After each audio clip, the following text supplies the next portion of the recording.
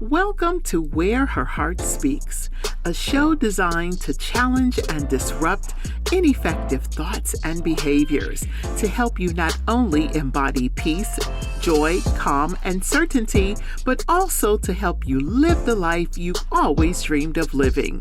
Where Her Heart Speaks with Coach Catherine begins now. Hi there, it's Coach Catherine. Do you struggle to stay in touch with your authentic self, or are you often feeling overwhelmed and stressed? Listen, it is time to face the facts. I want you to know that the fight or flight response is real and it is wreaking havoc, not only on your nervous system, but also on your life. And this is why I've created a very easy assessment. It is there to help you understand, is your nervous system keeping you stuck? Or is your nervous system feeling free, allowing you to thrive and be your authentic self? If you are interested in finding out more about your nervous system, if you're interested in learning how you can live in a state of peace, joy, and calm, I want to invite you to go to my website right there on the front page, www.catherinejames.com. You will find the assessment, a short assessment. And from that assessment, you will be able to determine what it is that you need to do so that you can live in a state of peace, joy, and calm. And then I want to say to you, welcome and welcome back. I am Catherine James, international speaker, best-selling author, trauma-informed coach, and your host for this show, Where Her Heart Speaks. Now, you guys have heard me over and over again say that I have dynamic women sitting with me, and it almost sounds as though it's redundant, like I just have a loss of words. And I want to say that that is really not the case. Like, I am really blessed to have some beautiful women show up in my life to visit with you all. So this week is no different. I have an amazing woman here with me, and I want to say that I think she's bringing something that some of the other guests have not brought, in that this show is all about disrupting our thinking, disrupting some of the systemic conditioning and cultural conditioning that we have kind of just accepted as a way of life. And this woman, I'm going to call her a disruptor. She has disrupted some of that stuff. So I want to say to some of you, introduce her to others, just to maybe even reintroduce. But I want to welcome and thank you for your presence, Diane Woodford. Thank you for being present. Um, Tell us a little bit about Diane. Wow. Well, thank you, Catherine, for that introduction. And I'm excited to see where we go in this conversation. Yes. So I am Diane Woodford.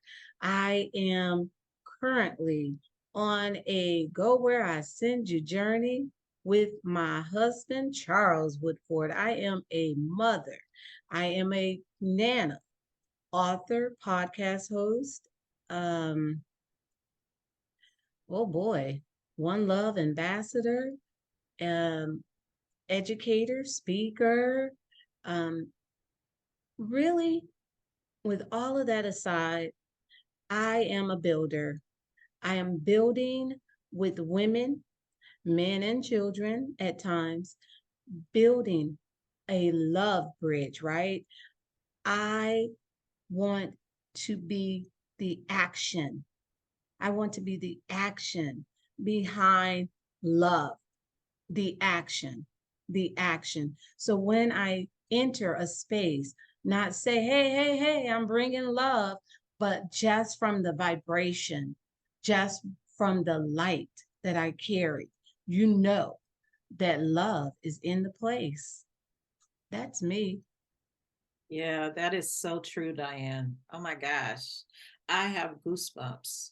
Um, that is so true. This is the second time I think we have spoken, and The first time we met, I felt love. And this time, I feel that energy that you're referring to. And it's not about, hey, hey, hey, I'm bringing love. It is, No. hey, I am love without anything being said. I appreciate that. I appreciate, and I Yeah. pause, just for a moment to those who are listening and invite you to get into that space to notice what you may be feeling.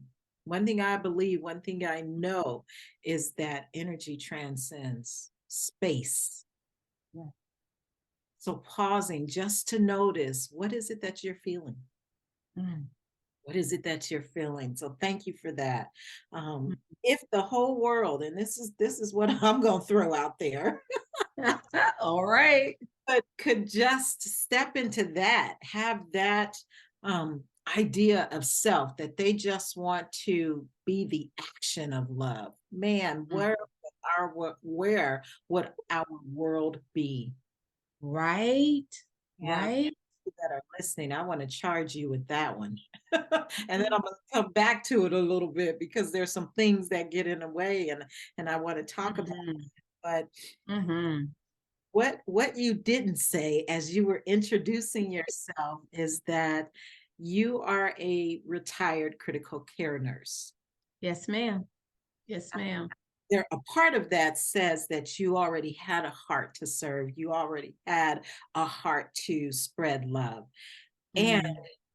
what I love about this is that what I know or learned that you didn't share with me is that it was a conscious decision in terms of your retirement, not because I put in so many years, but because I have another calling on my life and I'm going to take the leap and go where I am being sent. Yes. Where I Yeah. journey. I'm going to take the leap and go on where I send you journey. And this show in terms of disrupting, things that may not always be in alignment with our soul, but we do it anyway because Mhm. the majority, because society says it's the thing to do. When I think about how does one get to being a critical or becoming a critical care nurse, I think there had to be a lot of education. There was a lot of time that was put into that. Mhm. And after years of working, say, yeah, I'm going to let that be that and now do this. So I want you to share a little bit about that because I think there's so many women who have followed that path, did what Mhm. society said. And I'm going to raise my hand, myself included. In your soul, you know that it's not in alignment with who you are, who you were Yeah. created to be. And instead of doing what you did, taking the leap, we sit in this very uncomfortable Mhm. space as a critical, Mhm. right? So I Yeah. want you to share about how you went from there to where you are now. Uh, Whoa. All right, all right, all right. Well, buckle up, right? So, okay, so here's the thing. Yes, I was a critical care nurse, and that was my second mm, profession mm. because I went into nursing a little bit later. I had my children. I had already had my children, married, house, dog, minivan, all that stuff, and then back to school, right?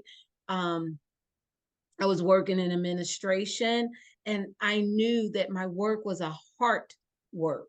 So what I was doing in administration was just not fulfilling that heart work, right? So I went into nursing. And so as my daughter's in high school, I'm in nursing school and my son's in what junior high school or something. And so we're all going through school. So fast forward, I become a nurse. And the number one disruption there was when I was in school, I says, I would do anything other than cardiac nursing. I don't want to be in cardiac. I don't want to do critical care. And I'm going to just speak the truth, right? I didn't want to do it because in that setting, right, I would be the exception and not the rule. And what by that I mean the beautiful melanated caramel skin that I'm in, right, would just walk in the room and it would be the exception. Okay. So it's just like, yeah, not really trying to get down with that. But God, and it was like, that's exactly where I was dropped right into the heart of things to be a critical care nurse. And so, I say, my heart call, right? So it's that heart work. And so where did he put me? Right in the work of where the heart of the matter was, right? So I'm in the heart of things, working on the heart, being the exception and doing it exceptionally well because I had no choice. If I'm going to go in, if I'm going to be loved, one, love never fails, and two, love conquers all. So even all of the things, all of those feelings in the room, right? Love stepped in, right? So when I found myself in situations where things were coming against me, in situations where I knew that I was in some toxicity, what I did is I just put some love on it, right? You don't want to talk to me, and that's fine. But how about I give you relief for your lunch break? Why? So you can then give me. So I'll go first, right? And so I'll tell you this, in every room, God allowed there to be people there to just have my back, just be on my side, have my coverings. And so, again, as being that exception, being exceptional, the doctors, they gravitated to the love, not so much to me, but to the love that I carry. And so, as a result, they requested me, they spoke up, they talked me up, they put me in places that I couldn't put myself, right? And so I did that. And I went in honestly saying that by the time I'm 50, I'm coming out of nursing without a clue, without a plan. But I said I will not be beyond 50 on the floor, just doing nursing tasks, right? Why? Because I didn't want to grow bitter. And no matter how much love you carry, and no matter how much your light is, if you just stay, it transfers. Like you said, the energy, right? It transfers, right? So even as I'm protecting myself, eventually, you get vulnerable. You might have one of those days, right? And it's just like, I wanted zero of those days. Not to say that every day was perfect, but none. Zero was zero. One day wasn't even acceptable for me. And if I had one, it was like, ooh, I got, I need to be better. Right. So I didn't want to be bitter. I didn't want to do what I did without love. And I didn't want to be broke down. I just feel like at 50, you need to be enjoying, your life and just really doing your passion. Right. So what happened is there was an opening and I just took it. And when I say there was an opening, I felt a call to come off the floor. So what I did is I went to Aruba with my husband and I wrote my letter of resignation there. I sat at the ocean and it just came. And I wrote my letter of resignation. I went back to the hospital, not knowing what was next or what I was going to do. I knew I was coming out of there and I turned it in. And then other positions were offered. Well, why don't you maybe try IT? Why don't you try this and that? So I did it a couple of times because when you are breaking away, right, voluntarily, it's like you on a high. Where are you going? No, stay here with us. It's like crabs in a bucket. You're not going anywhere. Come on back. But no. So finally, I took the leap and I left from the hospital. I went into teaching. I taught for 2 years, graduate nursing. And at the height of that, I was going to do a third year. That call came and said, come on, let's go. You want to go? You want to do that? I just felt the call. I spoke to my husband. And even though he didn't feel the call as deeply as I felt the call, he knew who I was. He knew what we were. And he said, come on, I got your back. Let's go. And we started this journey 8 years ago. We left to go to Paris, France to write books. 8 years later, we're still headed to Paris, France. The books have happened, 2 of them for me and 1 for Charles, but the journey continues. So God will bring you out of it with what attracts you. So he said, hey, you want this? Come on. And you come out. But he didn't say when you were going to get that. Come on. Ooh. He said, but you will get it. He didn't say when. Yeah. And it's been incredible, Catherine. It's been incredible. Yeah, that was inspiring for me. I hear so much of my own story in that, stepping out because you hear the call, right? And ours was a bit reverse. I had heard the call, but I was afraid. And my husband was the one who challenged me. And so that's what helped me make my decision to voluntarily leave. But when you say, he said, if this is what you want, come on. And you come out and you go after that, and you're like, wait a minute, I didn't think it was going to take this long. I didn't know where you, I thought I was going to Paris. Why am I in Mississippi or whatever? Come on, girl. Yeah, right. Why am I in Arizona? Right. So there's so much about when we answer the call, we have to be just willing, right? I had a word the other day that just dropped out of nowhere, and it was like, just surrender. We have to just be in this state of surrender, not understanding or having the forethought of knowing where we're going, what that next step is, but trusting that it's going to be the right step. Yes.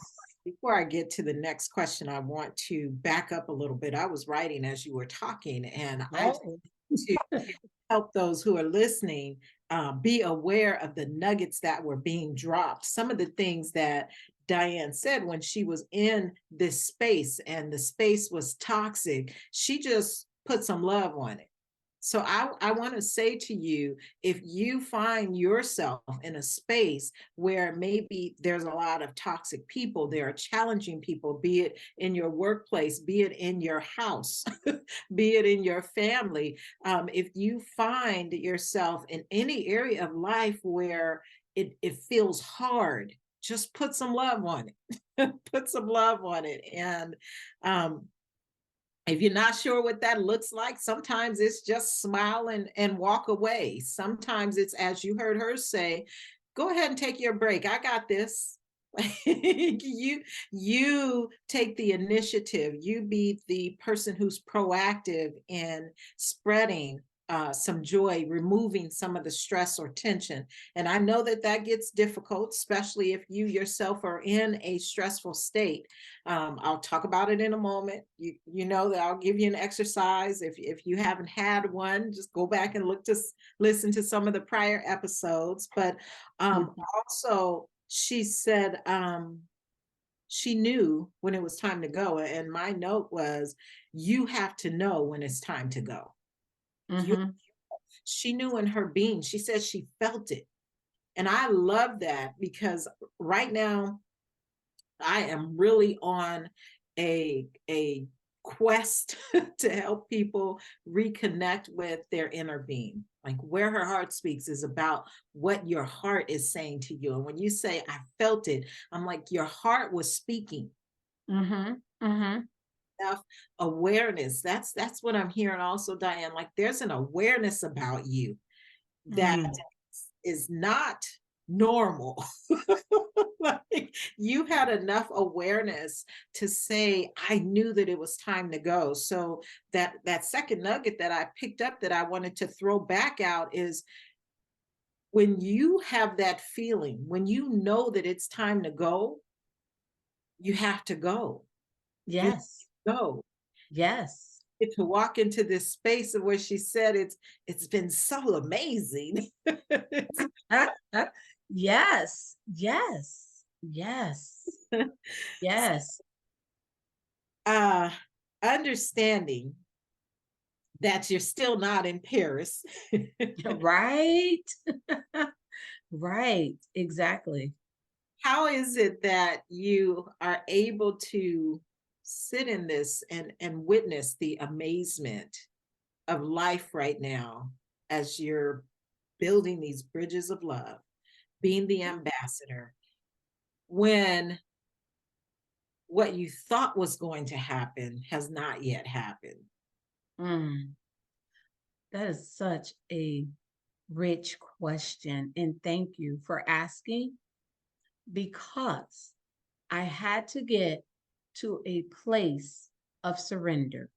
Mm. I had to get to a place where, Lord, even if I never got to Paris, it's all right because the way that my life has been impacted, the way that the lives of my children, my mother, my sisters, my families, my friends, which has grown tremendously from taking this journey, the villages that have been built along the way, the impact that our lives is making on the lives of so many others, it's worth it.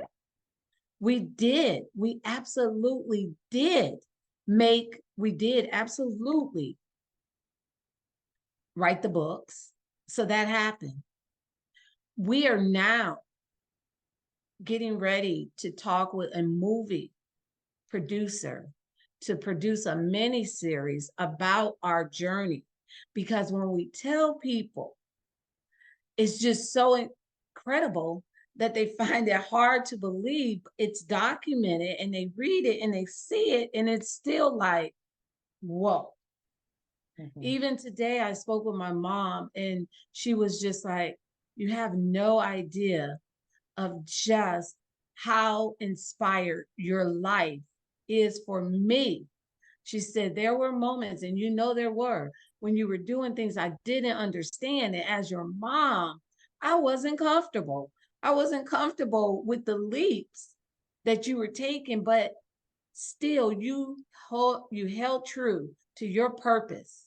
And even though I wasn't comfortable with it, you left me with the Lord because you're like, that's not mine. That's not mine. And you know, Catherine, when you can be that way with your mom, girl, there's nobody in the world that can say or just touch it. You're going to be focused. You're going to be focused. And so, without explanation, because when we started, we were trying to explain something that we didn't understand ourselves. And have you ever been in that space? It just makes you really sound crazy, right? Because you're trying to explain it. And the more you're trying to explain it, the more confusing it is, you know? So it's just like, stop trying to explain it. Live it. Live Yes. it. Live it.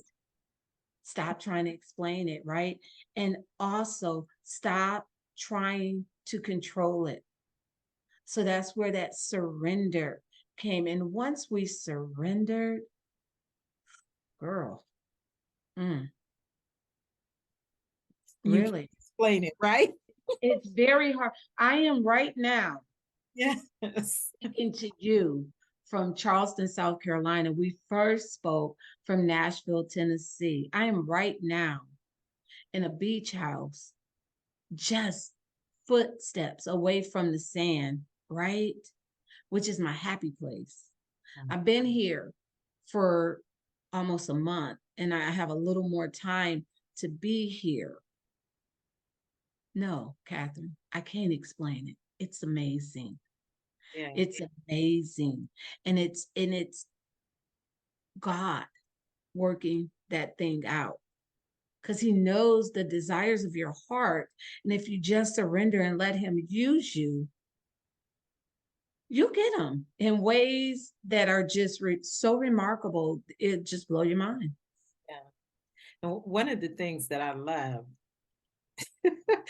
just as you were talking, what came back to me is we're meeting on this date because you said, I'm going to go to the beach and I'm going to just have some time there. And then I'll go to, like, to have that option. I love that. I love that. And I talk to a lot of high performers and leaders, and there is a part of me that desires for every woman to have that option where we don't have to get lost in the hustle and bustle. We don't have to get lost in the projections and the trends and the quotas, but we can just say, you know what, I'm going on vacation for a month and be on vacation, like not having to answer the phone or answer emails or thinking of our next greatest solution, but just be on vacation. That is admirable for me. That is admirable. I heard you say people won't understand, and I just feel like that's something that needs to be reiterated. I don't know who's listening. I don't know who needs to hear that, but people won't understand. And it may not be that you're leaving your job to go on the journey, but you have a desire that doesn't look like those in your family. Mm-hmm. Anyone Mm-hmm. that's come before you. You may be the person that's called to change the trajectory of your life, which means Yes. you're not willing to go to all of the family functions, which means that you're not willing to watch the TV shows that everyone else is watching. And you can't explain why. Right. You Right. know that that's not your deal. Right. And it's okay because they won't understand. That part. That part, Catherine. It's okay because they won't understand. And so in my first book, I I was going wrote, to want you to come to the books. That's where we're going. Thank you. Look at there. yes, I feel you, right?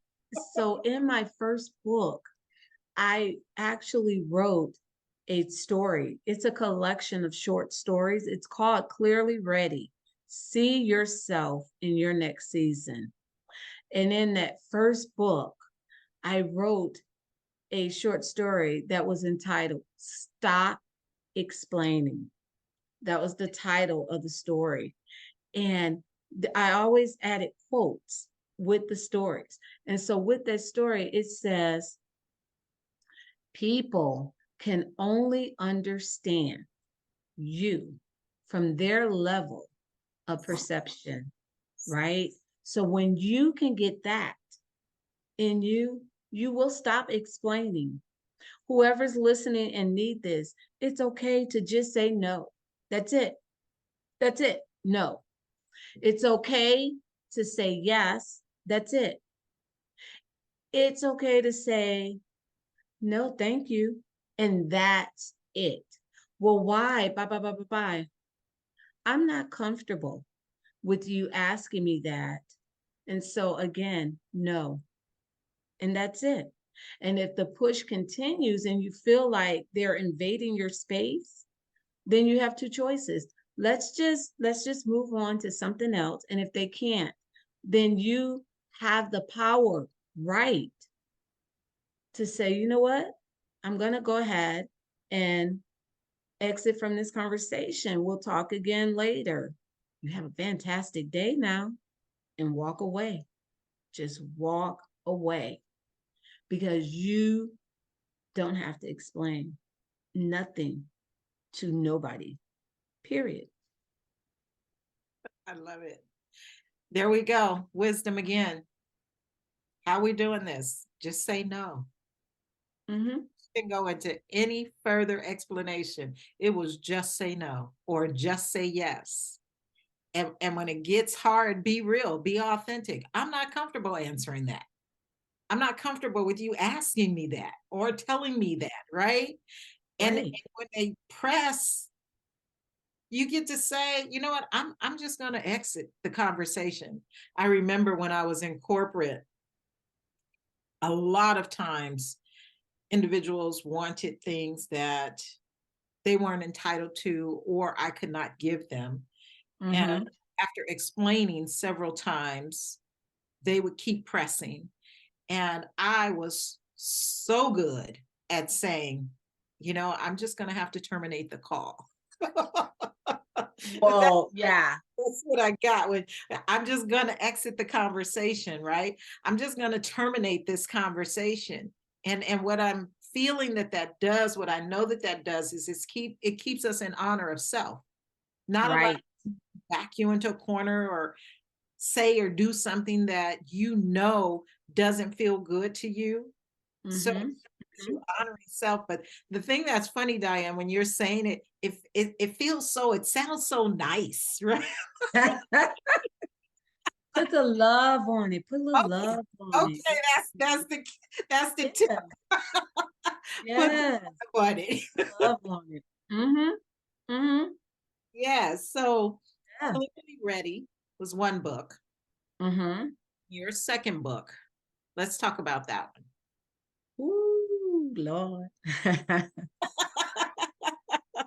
I see you over there grinning. So my second book is entitled Aftercare, Finding Peace Beyond Trauma.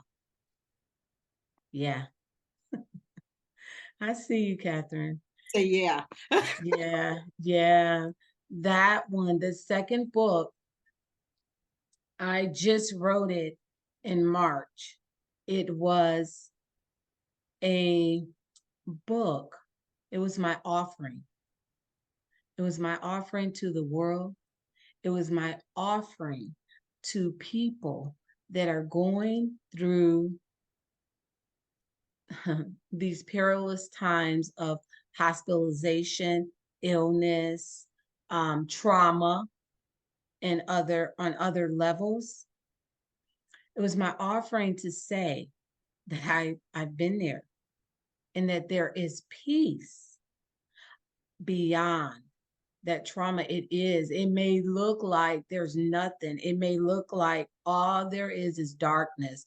There is no light at the end of the tunnel. But I wrote this book to say there is peace. I know that there is peace. It's based on a real life story of a near death experience that I went through with my husband, who was hospitalized for 80 days in the intensive care. He was mistreated, neglected, uh, pronounced dead while still breathing. And when I say that, not legally, but narratively, death was spoken over him, death was spoken to me on a constant basis until I said, hey, stop. First of all, we were in a time of COVID, so I could not be there in the room with him for like 21 days. They weren't allowing you in ICUs. When I was able to get into the room, then advocacy started immediately. And advocacy had to be started with love, wrapped in discernment, and in a way that would keep me in the room. Because, come on, when they saw what came in that room, not who, but what came in that room, they trembled and they were afraid because they knew that what they had been doing was wrong. And they knew that how he was treated was wrong. And they knew that they were getting ready to be called on every last thing that they had done with love and discernment. Because had I walked into that space and went off like I felt like doing, right, then I would have again been separated. But it was my job, my assignment to go in and be strong, even though I was not. But I had to be. He said, when you are weak, he is strong. And God was strong in me. Because when you see your loved one just laying up in that bed and you can't even recognize them, you know that they're there, but you don't see it. That's something, right? So that book was my offering to the world that there is hope. There is peace beyond any traumatic situation. And not only that, it was my way to share with others our experience, our testimony, because when we left there, Charles was called the miracle man, because truly they really didn't think that he would live. And then to see him go home with no oxygen, no rehab, none of that. Mhm. But see, I knew that that's what was going to happen because God showed me. But again, God showed me that I was going to Paris. And you see how that, I'm still getting there. When God shows you something, that does not mean you will not be tried and tested and go through the fire. Because there were so many times where what I saw and what God showed me, it just didn't align. So it got to a point. So it's like, whose report will you believe? Mhm. Mhm. You got to stand for something or you fall for anything. You got to stand.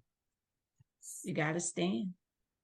My grandmother, she told me that so much in my life when I was a child. You got to stand for something or you'll fall for anything. Yes, ma'am. Yes, ma'am. As you were talking, I was playing out the snippets of your life that we've talked about. And who would have known your training would have prepared you Right. for a situation. Right. And even as you talk about Paris, what's showing up for me is your definition of Paris and God's definition of Paris may not be the same. Come on. We can have an idea of where we're going. Mm-hmm. And it's not until we arrive at that place that we understand. And it's like, oh, man called that Paris. But this Mm-mm. right here, all of the feelings that I'm getting that I thought I would only feel in Paris, oh, I feel them all where I am, right? Right. This is it. So be so careful. And when you and what it really is like you said, being able to surrender. Yeah. Able to surrender. Yeah. Now, if I can just put on my trauma hat for 1 second. Come on. Through a show without putting it on. Uh, are people out there, and trauma is described in so many different ways. There are various forms of trauma. Mm-hmm. I like to really look at, say, childhood trauma. And there is trauma that happens to us later in life, such as what you and Charles went through. And I'm saying you because it was traumatic for you. Yes, ma'am. Yes, Um, ma'am. many times the trauma that gets us tripped up is that early life trauma. Mm-hmm. Mm-hmm. Trauma that happens later in life, we're able to bounce back a little better if we were, I'm going to say, if we had dealt with early life wounds, right? Right. Because Right. when we're younger, we don't have the Right. resourcefulness to make great decisions. So our bodies go into a protective state, and it'll Mhm. cause us to think things that may not be true, develop behaviors that may not be good for us. Um, Right. when we have overcome those things and we Mhm. experience trauma later in life, we're able to, from a more developed state, make Right. decisions. And as you said, like, had you not dealt with, or maybe you didn't have them, but some early life stuff and the hard shows up, and you learned early to just go off, that's what you Right. done. Oh yeah. That's what you would have done. But Oh because yeah.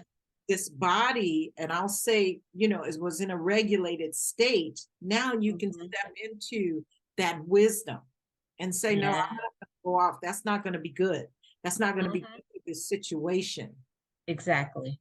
And I'm bringing this out to help people make a distinction between various forms, and then also how we respond to trauma, as Right. well as really coming to a place of accepting that Mhm. there can be peace, there can be hope Yes, after ma'am. trauma, because so many people get stuck in a state and they believe that this is all there is.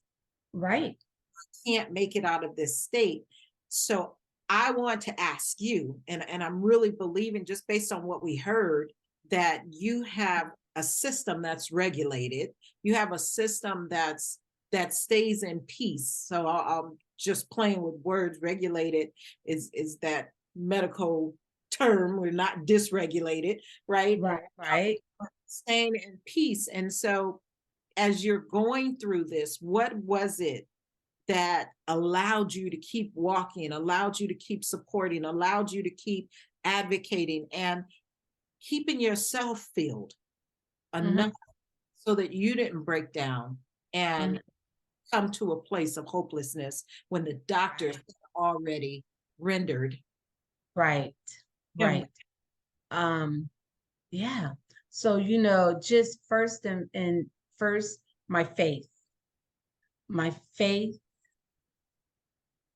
my faith, because we all can say, yeah, I have faith. And it was so funny because during that time, that's when that whole faith over fear thing was going, everybody was saying faith over fear. And it was like hashtag and, all of that. But you will at one point or another in this life be called to stand for or let go of and just, you know, drop your faith, right? Stand for your faith, stand on your faith. So you'll be called to action in some way, shape, or form, right? So in this ministry and in this what we're doing, this love, one love movement, right? The thing of it was, so how are you going to respond now? Because those who knew. And so it was almost like a Job experience, but I was Job better, right? Because Job was laying up in bed. So, and it's like that experience where you are just, right? Just blown away, right? So you got all eyes on you still. You got things that you've been called to do. So at that time, I was working with a program where I was doing my first book, Clearly Ready, as a literacy component of a single mom's program. So every month I was showing up on Zoom with these moms. So my life is falling apart, but I'm on Zoom. Hey, how y'all doing? And let's go. Da da da da da. My life, I'm I'm barely hanging on a string, right? But I got people calling me, hey, can you pray for me? Da da da da da, because they don't know. Because when you're going through that, and what helped me was you cannot speak to everybody. And that was the big thing, right? There are only so many people that are assigned to walk through this with you. Everybody is not meant to walk through it with you, right? So it's my faith, it's the experience, right? And then especially the experience of not going on. I've had to call security to bring out people because they just became disruptive. Yes, ma'am. I am disruptive when it comes to the norm, when it comes to staying within the lines, when it comes to doing what people expect of me. But I am not disruptive when it comes to advocating for my loved one. So, yes, ma'am, I was prodded and poked because when they saw what came in the room, they needed to get it out. So, yes, they did things to try to aggravate me. Yes, they said things to try to make me go off, and I just smiled at them. But I have to keep it real. I cried in my car some days. Some days I went to that chapel. There's a chapel right under where the ICU was. And I could just walk down the stairs and boom, I was in the chapel. And I had to do that several times a day. And I'll tell you this, there were times I was standing in that room and I could just literally hear like that theme to DMX when it goes dun dun dun, y'all gonna make me lose my mind up in here, and I could just hear it, right? And then it's just like on the other side, and I kind of did like a video of this for my family. It was just like in one ear it was like DMX, right? And then in the other ear it was like, what do? You stand, Donnie McClurkin, and DMX, and then you stand, right? And so then you just balance those things out. But it's just like, it's human. I'm human. I'm human. So it was hard points. There were hard moments in that. There were hard moments, but I had friends like our mutual friend Karen. Karen would just pop up on my screen. Karen wouldn't just call me. Karen wouldn't just call me. Karen knew, she was one of the people that I knew I could call, and because that is my sister. So Karen would just video call me. I'm driving, and then it's Karen up on the screen. You better answer because she's gonna call back, right? So you need to just pull over, and she'd say, "Hey, I just need to see your face." The first thing she said to me when she found out was, "Do I need to come there?" Because I was in Beaufort, South Carolina. I said, "No, ma'am, but thank you." Because it's just knowing that you have people that will come to you. You don't necessarily need them to come right now. I don't need that lifeline just yet. But the fact that you know that you have it, that in prayers, that part.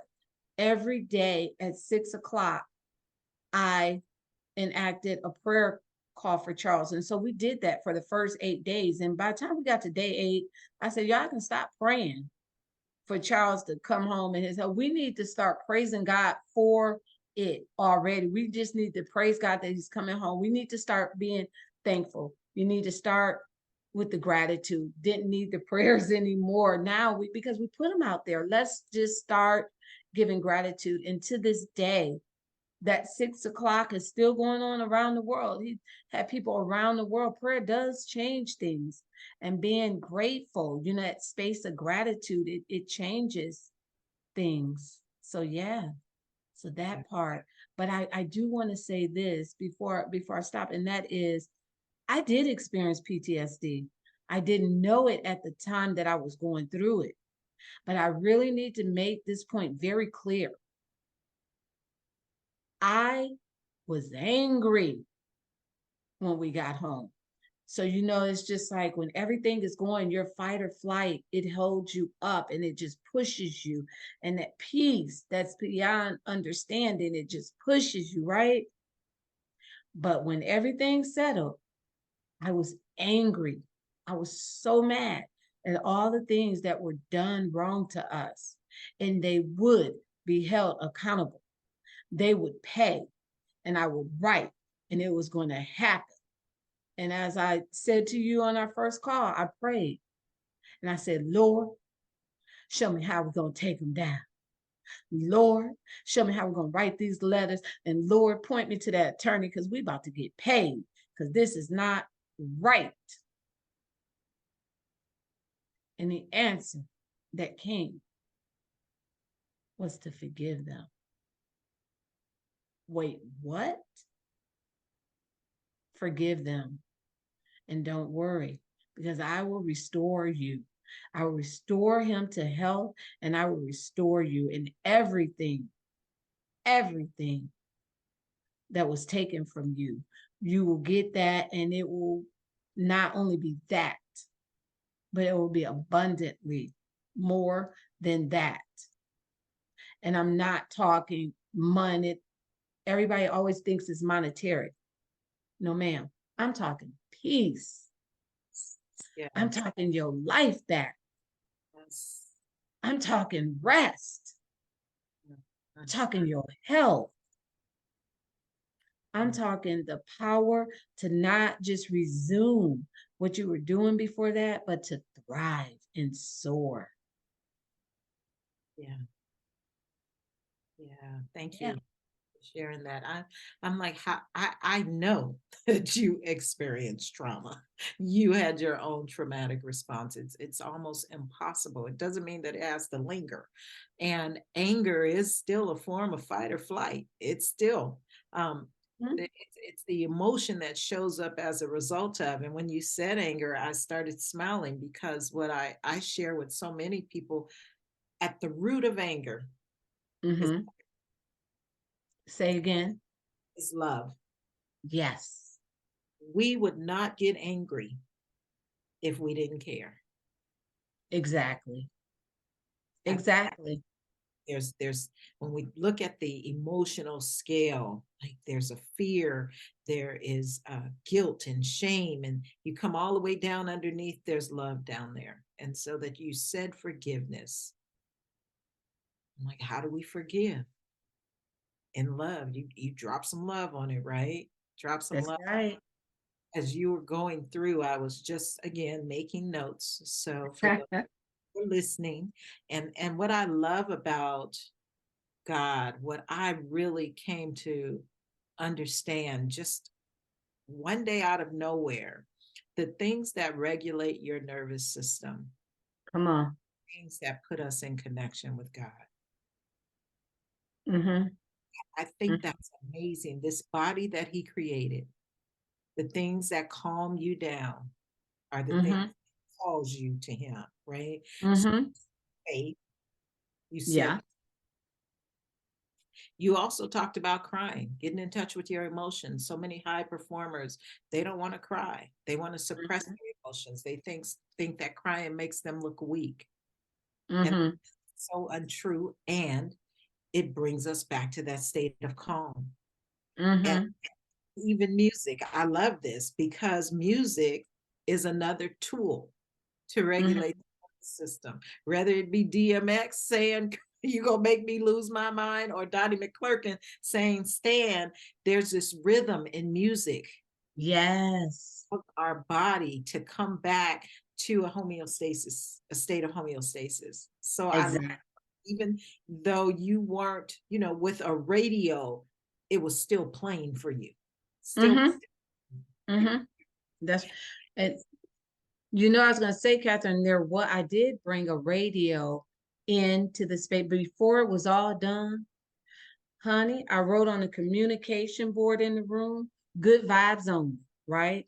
I went at the door because sometimes when you're just tired, right? When you're tired going through, you forget that you got power, Yes. right? So I went to that door and I said, if it doesn't mean us any good, it can't come in this room. And literally, there were people that just would stop at the door and I just sit in the chair and laugh because I knew why they couldn't come in. They didn't. I'm just sticking my head in. I bet you are, because you can't come in, right? I had diffusers with just nice lavender scent. I had the I had my speaker and I would just stream music and, just shows and things. We're coming back to life, right? We're going to set the atmosphere in this room.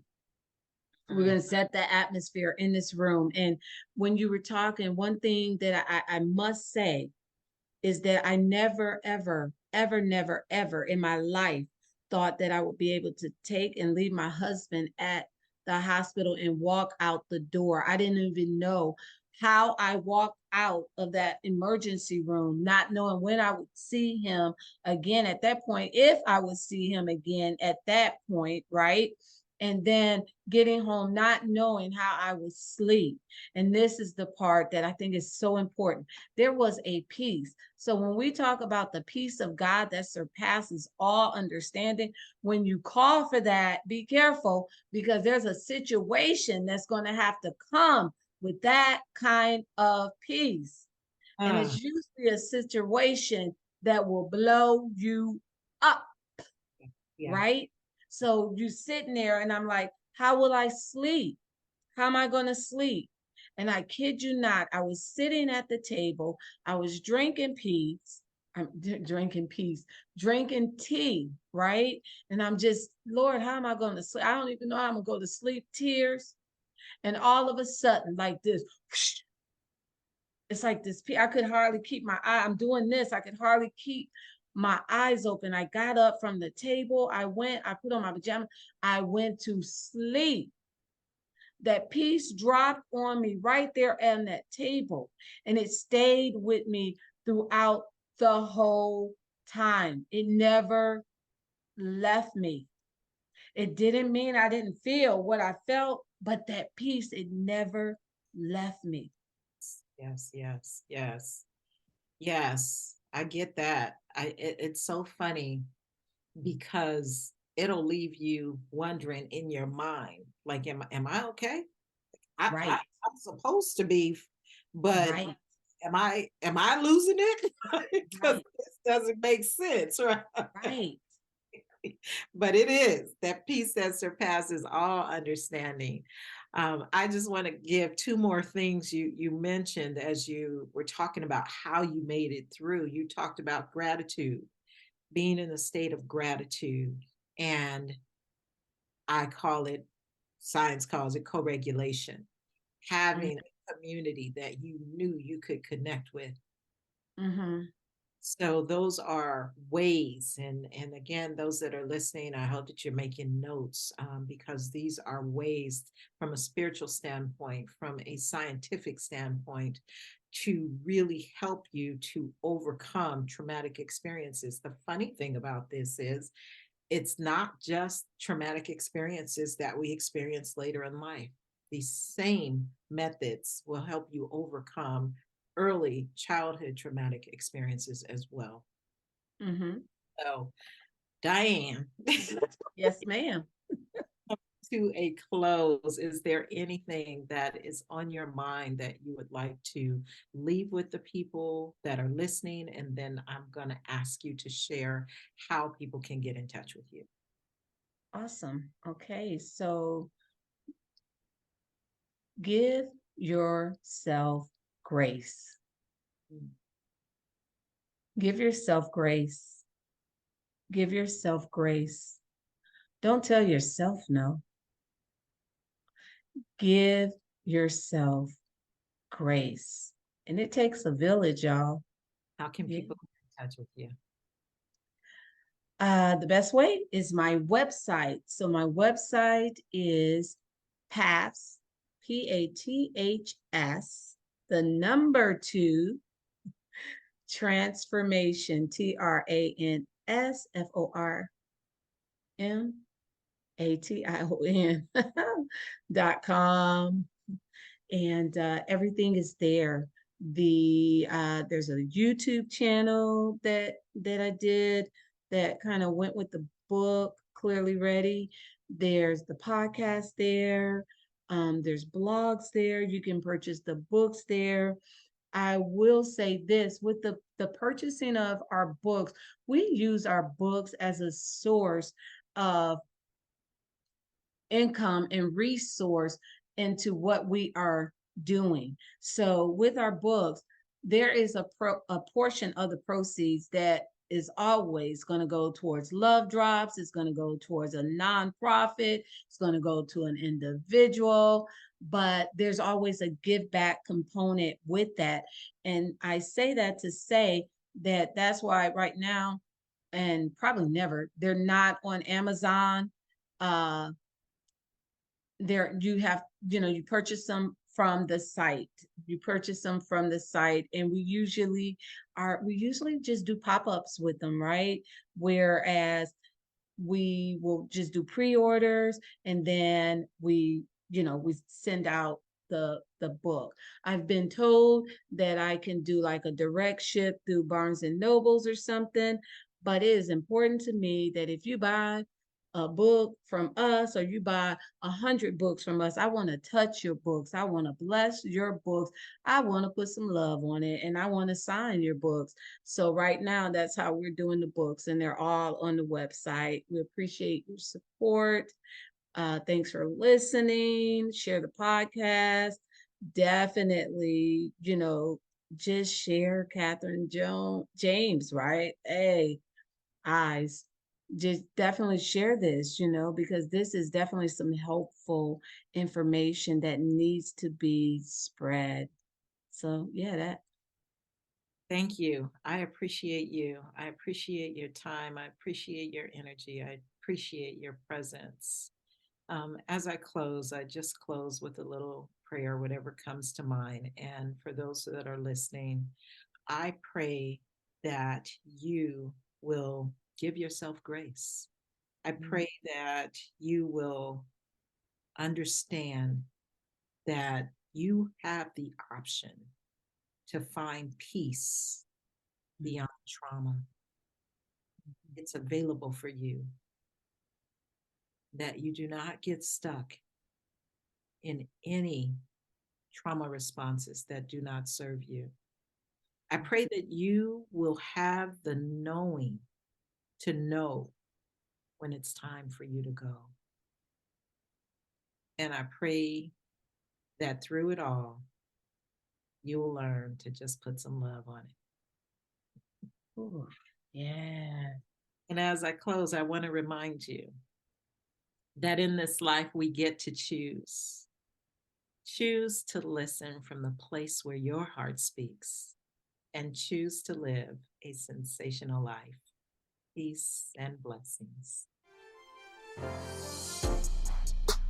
Thank you for listening to Where Her Heart Speaks with Coach Catherine, where Catherine aims to challenge and disrupt ineffective thoughts and behaviors to help you not only embody peace, joy, calm, and certainty, but also help you live the life you've always dreamed of living. Follow Catherine on Facebook and Instagram at I Am Catherine James, and visit www.catherinejames.com. Remember, to live the life of your dreams, you must go within and return to the place where your heart speaks.